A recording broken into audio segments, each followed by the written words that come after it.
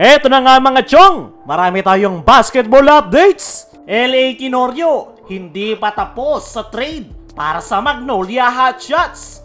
Boss Al Francis Chua, sunod nang gagalawin ang Barangay Ginebra. Nitong mga nakalipas nga na araw mga chong, ay unang kumilos sa trade ang Magnolia Hotshots matapos nilang kuhanin si Javi Gomez Del Llano kapalit ni Jerick Ahan Misi plus second round pick. Nakafocus nga ang SMC sa pag-i-improve sa kupunan ni LA Tenorio. Kaya naman, medyo nagkakaroon ng delay pagdating sa mga trade movement ng Barangay Ginebra. Kaya naman, maraming ang mga fans ang nagtatanong, kailan gagalaw ang Barangay Ginebra o meron bang trade na mangyayari bago magsimula ang panibagong season. Ayon nga sa mga trusted source, ay tatapusin nga lang daw yung trade movement ng Magnolia Hotshots at isusunod na ni Boss Al Francis Chua ang Barangay Ginebra. Hindi nga papabayaan ni Boss Al ang kanyang kupunan dahil marami nga silang problema na kailangang magawan ng paraan.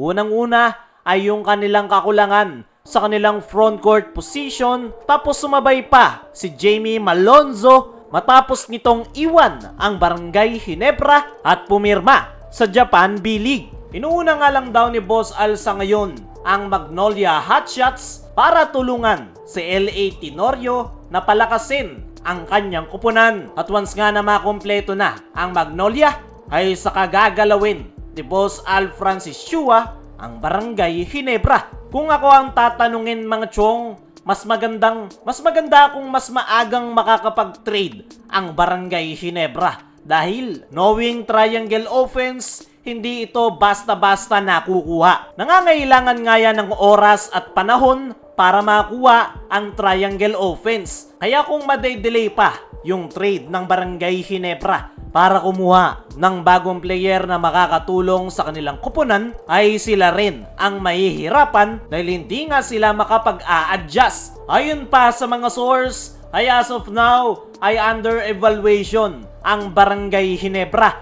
kung saan tinitingnan ni Coach Tim kung ano yung kulang sa kanyang kupunan at kung sino yung liability na pwede nilang gawing trade asset.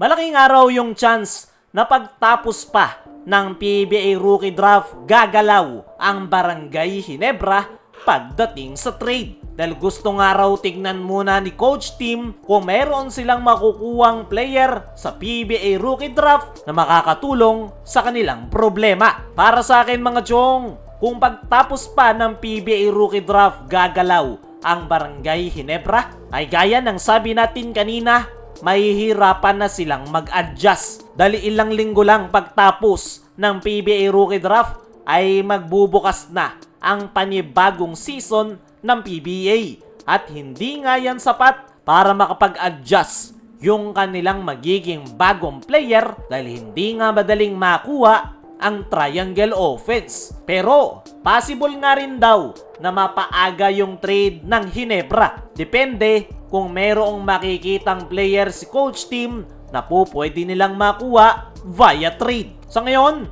ay gusto lang muna ni Boss Al na mag-focus sa pagpapalakas ng Magnolia Hotshots. Once na makumpleto yung gustong players ni LA Tenorio, ay next naman niyang gagalawin ang Ginebra. At aantayin nga ni Boss Al Francis Chua kung anong klase o sinong player yung napupusuan ni Coach Tim, dahil ito pa rin daw ang masusunod dahil si Coach Tim ang mas nakakaalam kung sino ang babagay sa kanyang sistema na triangle offense. Kaya mga chong, ano ang masasabi nyo ngayong susunod ng gagalawin ni Boss Al ang Magnolia Hotshots?